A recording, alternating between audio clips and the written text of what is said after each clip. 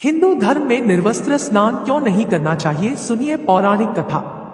एक बार भगवान श्री विष्णु माता लक्ष्मी के साथ हरिद्वार में घूम रहे थे। माता लक्ष्मी ने देखा कि सारे मनुष्य गंगा में नहा नहा कर हर हर गंगे कहते जा रहे हैं, परंतु सभी लोग दुखी और परेशान हैं। तब माता लक्ष्मी ने बहुत ही आश्चर्य से भगवान विष्णु से पूछा, स्वामी, गंगा में इतनी बार स्नान करने पर भी इनके पाप और दुखों का नाश क्यों नहीं हुआ? क्या गंगा में अब सत्यता नहीं रही? भगवान विष्णु बोले, गंगा में तो वही सामर्थ्य है, परंतु इन लोगों ने पाप नाशनी गंगा में स्नान ही नहीं किया, फिर इन्हें लाभ कैसे मिलेगा? माता लक्ष्मी जी ने आश्चर्य से कहा कि स्नान कैसे नहीं किया, सभी तो हमारे सामने नहा नहा कर जा रहे हैं, अभी तक तो इनके शरीर भी नहीं सूखे हैं। भगवान विष्णु ने कहा, ये लोग तो केवल जल में डुबकी लगाकर ही आ रहे हैं, तुम्हें मैं कल इसका रहस्य समझाऊंगा। दूसरे दिन बहुत ही जोर से बारिश होने लगी, सारी गलियां कीचड़ से भर गई। एक चौड़े रास्ते में एक बड़ा सा गड्ढा था, चारों ओर कीचड़ भरा हुआ था और भगवान विष्णु ने लीला रची। वे स्वयं एक बूढ़े आदमी का रूप धारण करके उस गड्ढे में जा गिरे। लक्ष्मी जी को उन्होंने समझा कर पास में बैठा दिया कि देखो, तुम लोगों को सुना सुना कर यूं पुकारती रहो कि मेरे बूढ़े पति अचानक गड्ढे में गिर पड़े हैं, कोई पुण्य आत्मा इनको बाहर निकाल कर इनके प्राण बचाए और हम असहाय दंपति की सहायता करें। और भगवान विष्णु ने यह भी समझा दिया कि जब कोई व्यक्ति गड्ढे में से मुझे बाहर निकालने को तैयार हो, तब इतना और कह देना कि मेरे पति सर्वथा निष्पाप है, इन्हें वही व्यक्ति छुए जो खुद भी निष्पाप हो। यदि आप निष्पाप हैं तो उनके हाथ लगाएं, नहीं तो उनके हाथ लगाते ही आप स्वयं भस्म हो जाएंगे। लक्ष्मी जी तथास्तु कहकर गड्ढे के किनारे बैठ गई और आने जाने वालों को सुना सुना कर भगवान विष्णु की सिखाई हुई बात कहने लगी। गंगा में नहाकर लोगों के झुंड के झुंड आ रहे हैं और सुंदर युवती को यूं बैठी देखकर कुछ लोगों के मन में पाप आया और कुछ लोगों को धर्म का भय हुआ और कुछ लोग कानून से डरे और कुछ लोगों ने तो लक्ष्मी जी को यह भी कह दिया कि मरने दे इस बुढ़े को, क्यों इसके लिए रोती है। और कुछ दयालु और चरित्रवान पुरुषों ने उस युवती के पति को बाहर निकालना चाहा, परंतु लक्ष्मी जी के वचन सुनकर वे भी रुक गए। उन्होंने सोचा कि हम गंगा में नहा कर आए हैं तो क्या हुआ, पापी तो है ही, कहीं हम सहायता करते समय भस्म ना हो जाए। उनके पास कई व्यक्ति आए, परंतु किसी का साहस नहीं हुआ। सैकड़ों आए और सैकड़ों ने पूछा और चले गए। संध्या का समय हो चला। तब भगवान विष्णु ने माता लक्ष्मी से कहा, देखा, आया कोई सच्चे मन से गंगा में नहाने वाला। तब थोड़ी देर बाद एक नौजवान युवक हाथ में एक लोटा लिए हुए हर हर गंगे कहता हुआ आया। लक्ष्मी जी ने उसे भी वही बात कही। उस युवक का हृदय करुणा से भर आया। उसने भगवान विष्णु को बाहर निकालने की तैयारी की। लक्ष्मी जी ने उसे रोक कर कहा कि भाई, यदि तुम सर्वथा निष्पाप नहीं हो तो मेरे पति को छूते ही तुम भस्म हो जाओगे। उसने उस समय बिना किसी संकोच किए हुए लक्ष्मी जी से कहा, माता, मेरे निष्पाप होने में तुम्हें संदेह क्यों हो रहा है? देखती नहीं, मैं अभी गंगा नहा कर आया हूं, अभी तुम्हारे पति को बाहर निकालता हूं। युवक ने लपक कर उस बूढ़े आदमी को ऊपर उठा लिया। भगवान विष्णु और माता लक्ष्मी ने उसे अधिकारी समझकर अपना असली रूप प्रकट कर दर्शन देकर निहाल किया। भगवान विष्णु ने माता लक्ष्मी से कहा कि इतने सारे लोगों में से केवल इस एक आदमी ने ही गंगा स्नान किया है। इस दृष्टांत के अनुसार जो लोग बिना श्रद्धा और विश्वास के केवल दम के लिए गंगा स्नान करते हैं, उन्हें वास्तविक फल प्राप्त नहीं होता। परंतु इसका यह मतलब नहीं है कि गंगा स्नान व्यर्थ जाता है। गंगा स्नान का बहुत पुण्य भी है। इसके बाद भगवान विष्णु ने माता लक्ष्मी से कहा, अब मैं आपको वो 12 बातें बताता हूँ, जो भी मनुष्य इन 12 बातों को नहाते समय ध्यान रखता है, वह कभी भी दुखी नहीं रहता है। उसके घर में लक्ष्मी का वास होता है, उसके घर में अपार संपत्ति आती है, घर में कभी भी लड़ाई झगड़ा नहीं होता है, उसका पूरा परिवार हंसी खुशी जीवन व्यतीत करता है। तब माता लक्ष्मी ने कहा, है स्वामी, आप हमें यह 12 बातें बताइए। इसके बाद भगवान विष्णु उन बातों को बताना शुरू कर देते हैं और माता लक्ष्मी ध्यान से सुनने लगती है। इसके बाद भगवान विष्णु बताते हैं, प्रिय, यह 12 बातें बताने के बाद में एक और बात बताऊंगा। कि जो औरतें कपड़े खोलकर नहाती है उनके लिए यह बात बहुत ही महत्वपूर्ण है। हे देवी, आप इस बात को बहुत ही ध्यान लगाकर सुनना, तभी भगवान विष्णु अपनी बातें सुनाने लगते हैं। भगवान विष्णु कहते हैं, स्नान करने से शरीर निरोगी रहता है और मन प्रसन्न रहता है। नहाने से चेहरे की क्रांति और शारीरिक आकर्षण में भी बढ़ोतरी होती है।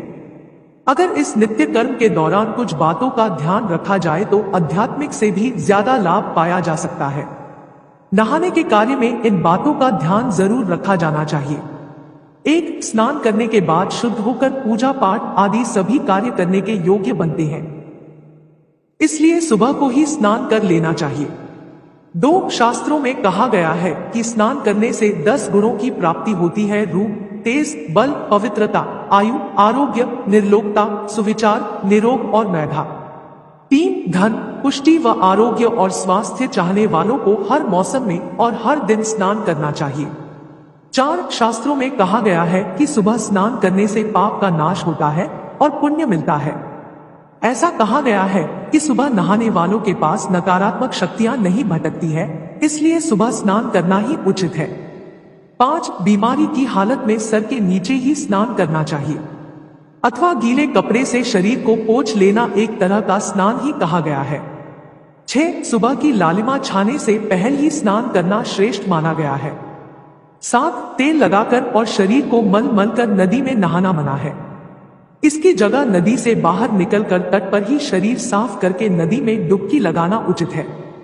8, जिन घाटों पर कपड़े धोए जाते हैं वहां का जल अपवित्र माना गया है, इसलिए वहां से कुछ दूर हटकर दूर ही नहाना चाहिए।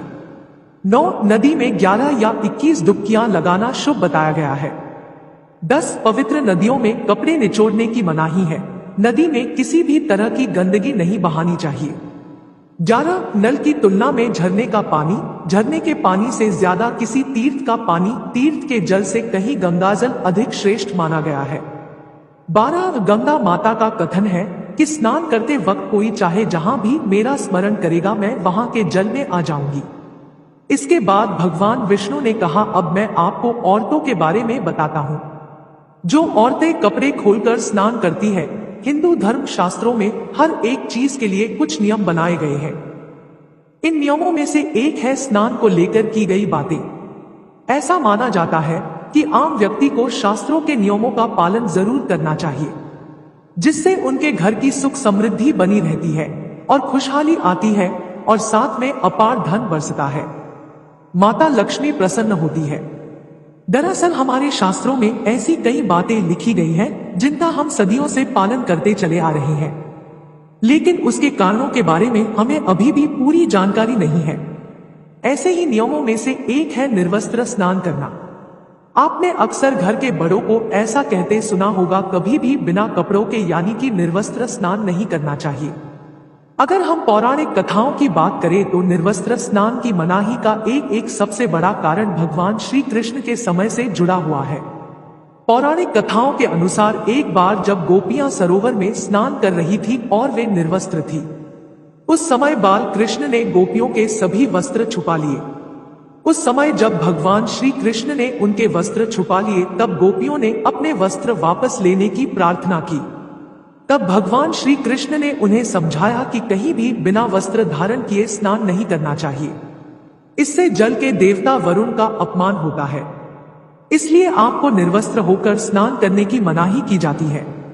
अगर आप नहाते समय यह सोचते हैं कि बंद कमरे में आपको कोई नहीं देख रहा है तो ऐसा गलत है, क्योंकि ईश्वर आपको हर जगह पर देखते हैं और यदि आप निर्वस्त्र होकर स्नान कर रहे हैं तो यह मुख्य रूप से जल के देवता वरुण का अपमान करने जैसा होता है। निर्वस्त्र स्नान से आपको पाप लगता है और आर्थिक एवं शारीरिक नुकसान पहुंच सकता है। यदि आप निर्वस्त्र स्नान करते हैं तो आपके शरीर पर नकारात्मक ऊर्जा प्रवेश करती है और आपकी मानसिकता भी नकारात्मक हो सकती है। इसलिए हमेशा आपको यही सलाह दी जाती है कि आप नहाते समय कोई एक कपड़ा जरूर धारण करें, लेकिन बिना कपड़ों के स्नान नहीं करें, तभी आपके लिए बेहतर होगा। निर्वस्त्र स्नान से शरीर की सकारात्मक ऊर्जा शरीर से बाहर निकल सकती है और इसका प्रभाव आपके शरीर के साथ आपके मन और मस्तिष्क पर भी होता है। गरुड़ पुराण के अनुसार जब आप स्नान करते हैं तब आपके पितृ यानी मृत पूर्वज आपके आसपास मौजूद होते हैं। यदि आप निर्वस्त्र स्नान करते हैं तो आपको पितृ दोष लग सकता है। ऐसे स्नान करने से आपके पितरों को तृप्ति नहीं मिलती है और यह घर में पितृ दोष का कारण बन सकता है। और ये वस्त्रों से गिरने वाले जल को ग्रहण करते हैं जिनसे उनकी तृप्ति होती है। निर्वस्त्र स्नान करने से पितृ अतिरिक्त नाराज होते हैं जिनसे व्यक्ति का तेज, बल, धन और सुख नष्ट होता है। इसलिए कभी भी निर्वस्त्र होकर स्नान नहीं करना चाहिए। पुराणों के अनुसार नहाने वाला पानी पूर्वजों के हिस्से में इसे पितरों के समक्ष बिना कपड़ों से नहाना माना जाता है। शास्त्रों में ऐसी मान्यता है कि यदि कोई निर्वस्त्र स्नान करता है तो माता लक्ष्मी उससे रूठ सकती है। इससे आपकी कुंडली में धन हानि के योग बन सकते हैं और आपकी आर्थिक स्थिति खराब हो सकती है। इसी कारण से आपको निर्वस्त्र स्नान न करने की सलाह दी जाती है और शास्त्रों में भी इस बात की मनाही है। वीडियो अगर पसंद आया हो तो वीडियो को लाइक और हमारे चैनल को सब्सक्राइब करें। ओम नमो भगवते वासुदेवाय नमः। धन्यवाद।